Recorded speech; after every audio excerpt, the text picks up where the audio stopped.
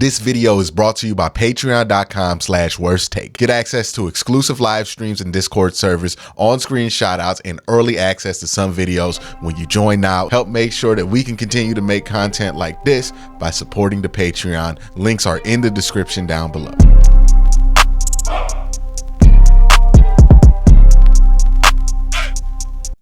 Okay, so we've been talking about this DeShaun Watson contract for legitimately over a year. People have just not been able to stop talking about it.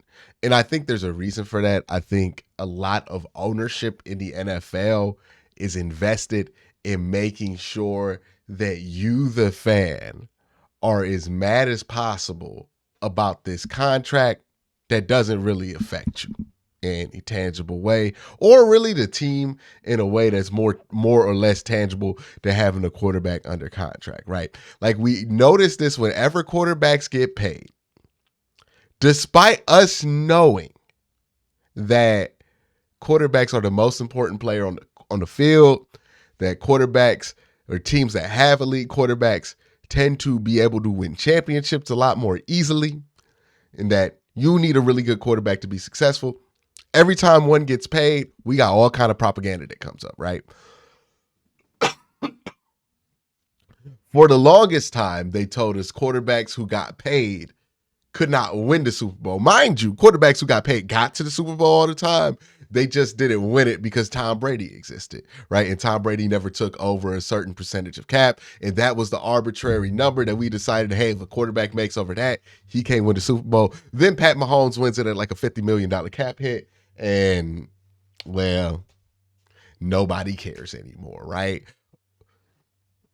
And, well, you know, this whole thing, and nobody says anything about that because it doesn't fit what they're trying to sell, which is they want you, the fan, to be as mad as possible about how much money these players are making so that they can get away with spending less money.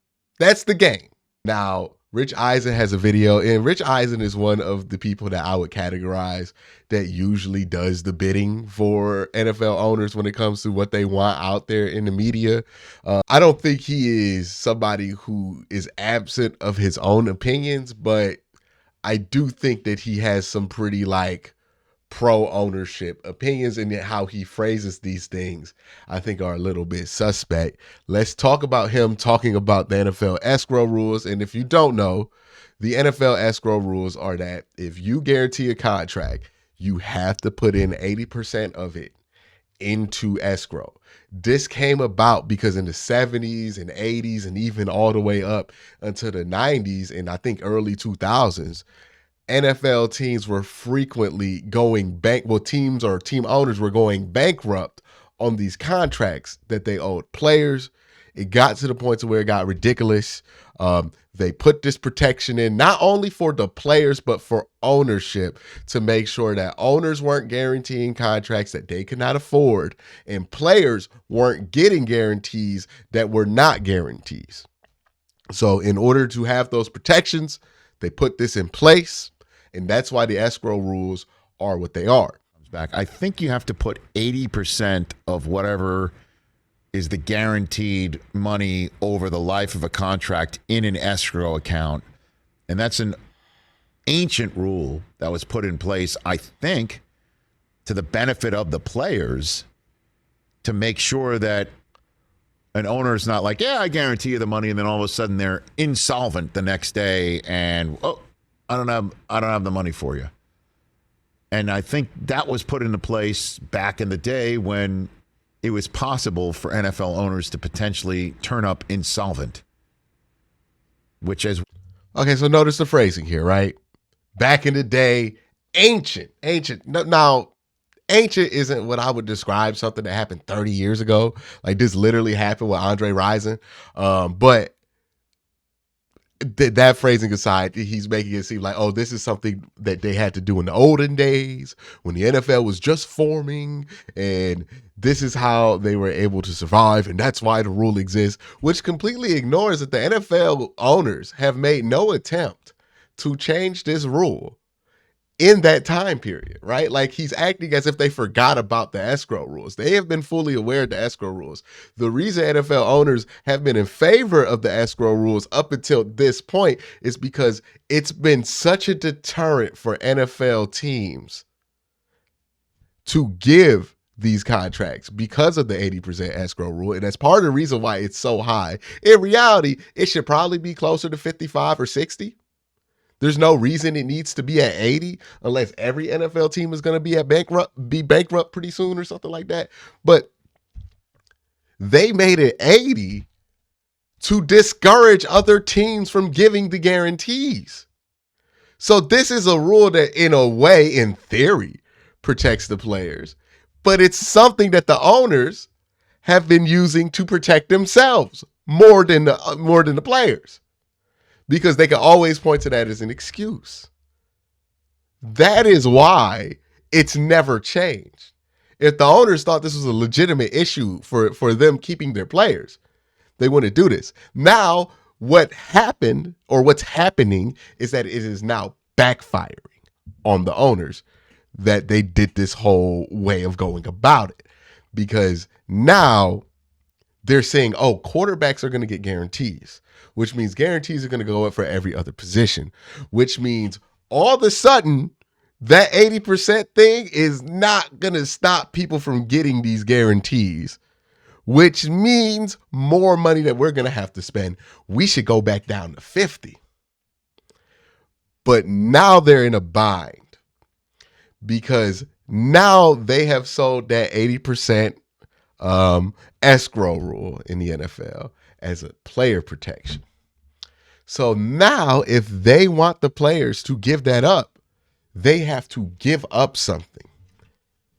The reason the NFL owners are upset about DeShaun Watson's contract is not because of some moral thing or anything else.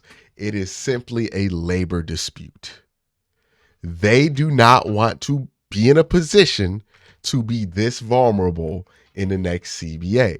Because if Lamar gets a fully guaranteed contract and then Joe Burrow gets a fully guaranteed contract, owners are going to be feeling that in their pockets.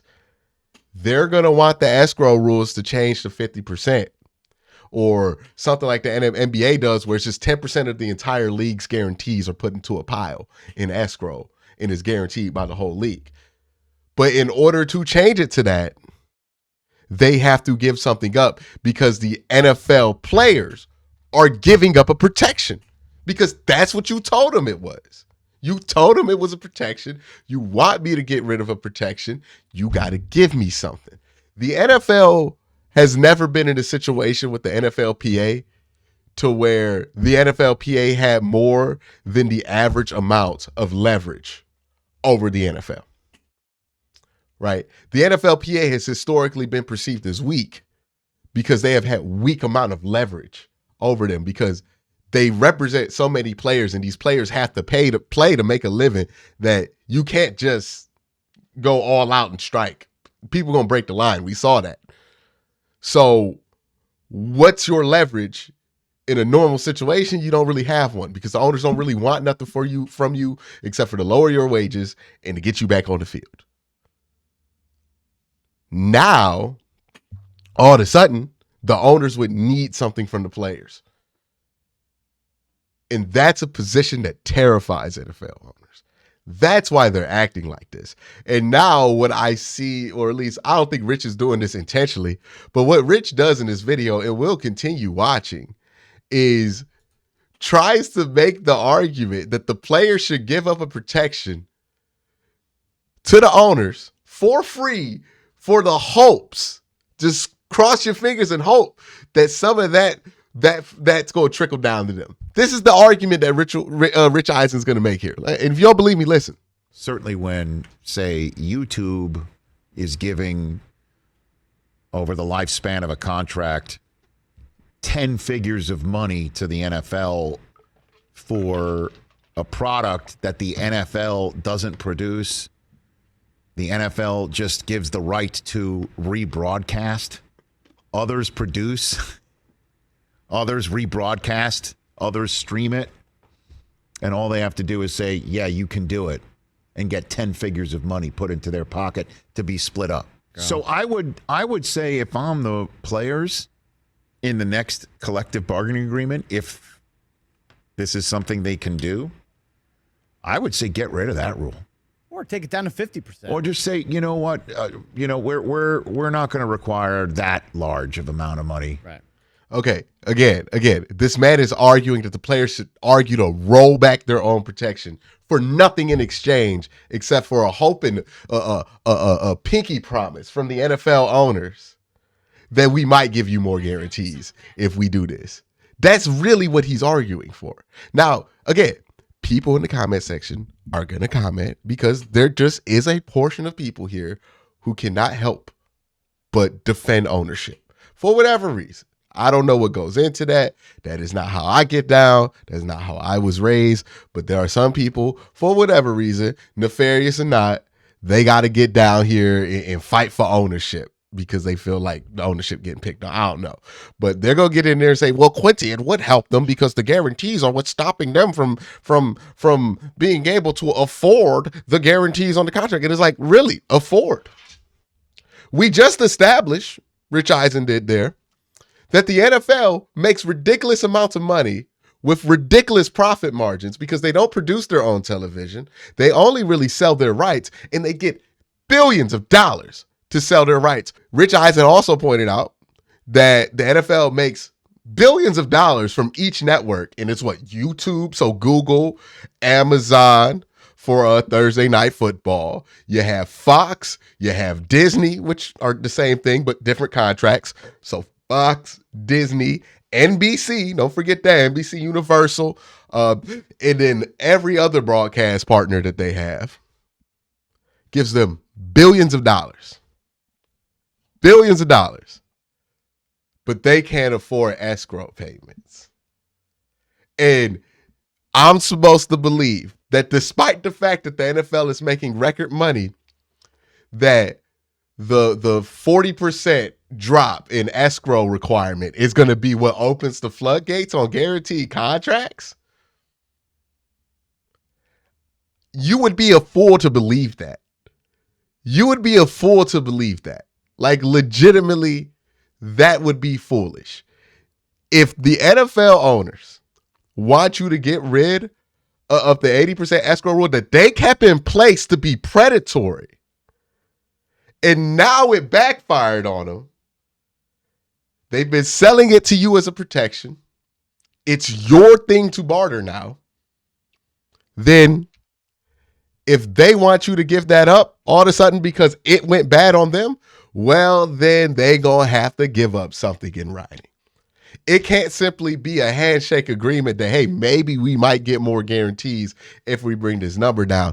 It has to be, okay, guaranteed, 75% of all contracts have to now be guaranteed if you want me to get rid of that escrow rule. And this is what terrifies NFL owners. This is why they don't want to do it. Because they know that if they keep guaranteeing quarterbacks their money, if they keep paying quarterbacks money, it's going to raise up everybody else's money.